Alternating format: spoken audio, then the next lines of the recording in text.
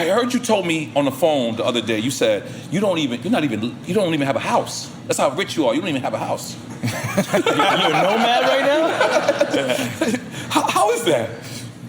Yeah, I restore houses. I'm very into architecture, but I'm not into the class system where it's like that's one of the main things they use to control us. I think my whole existence is about not being out of control, but being out of their control, being in control of yourself. So a house is the first thing that they give you, that your entire existence. When I look out at the skyscrapers in New York, I'm like, everybody that's in all those buildings spending that time away from their family, working.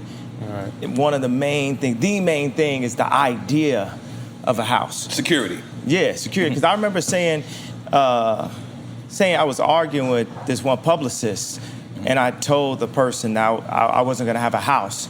And they spazzed on me, said, "You've done too much in your life to not have a house. You need a house." So tried to impose that idea of, but my home is just when my daughter FaceTimes me, that's where my home is.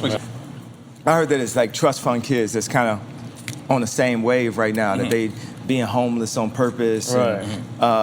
But I traveled to Paris like a couple weeks ago, and I had to go through Lisbon because you can go through Lisbon without being vaccinated. I only got one of the shots, so I'm half-vaccinated. So I dropped in Lisbon. It's a 15-hour ride, and usually people say, "Well, I got to take this 15-hour ride." Something Steven Spielberg had told me at this. And so I took this 15-hour ride from Lisbon to Paris, but the thought was, I get to take the ride. The ride was beautiful, so it's just a perspective on life.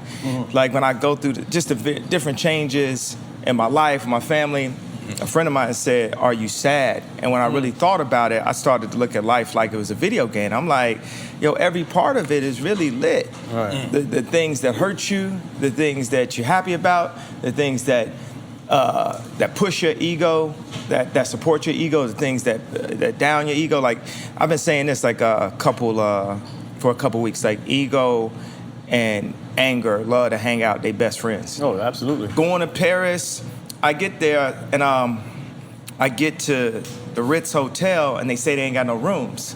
And there's a couple times I just had to pull my mask down, like, you don't have no room? And I put it on okay, let me look for a room for you. That's a different kind of currency. Right. Yeah, the vision of life is not to have money and possessions, is to have relationships and make it to the point where I've done so much for so many people that my money can't spend anywhere. I go to a restaurant, they be like, "Yo, your money's no good here." So they charge me for the room. Okay. But they gave you a room. At least they found one. Yeah, they found a room.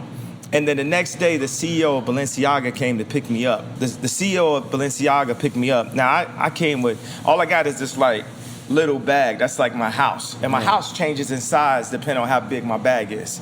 Like, I had this one that was like a laminate size. And once I got the Apple headphones, they wouldn't fit in it. So I had to get a bigger house, which ended up being... Talk about a mobile home. Yeah, mobile home. That's real shit. Okay. Which ended up being this one, right? And I'm so happy that thugs wear this bag now, so people can stop calling it. Yeah. So people can stop down and me for having. Keep the weed in there. They keep the weed in there. They keep the weed in there. Louis bag. This is not for fashion. So I ride to the Balenciaga store with the CEO of Balenciaga, and I didn't have a change of underwear, but for what I've done with Balenciaga, especially over the past 4 months, guess what my underwear and socks ended up being for the next 4 days in Paris? Right. Balenciaga underwear for free. And that's when I was sitting there, I was like, yo, this is my vision on life, to not even have to have a house, to have a place in every single every single city, every single country that I could go to. And somebody's like, you could stay here, you could sleep here, he's like, yo, I'm down here working on KCI, I'm in Houston, but you can stay at my crib. And I know I got a bunch of cribs I can stay at in New York. I know I got a bunch of cribs I can stay at. And you just move around. Like first it was like Yassine. Think about Mos Def. He changed his name to Yassine, and he started moving around.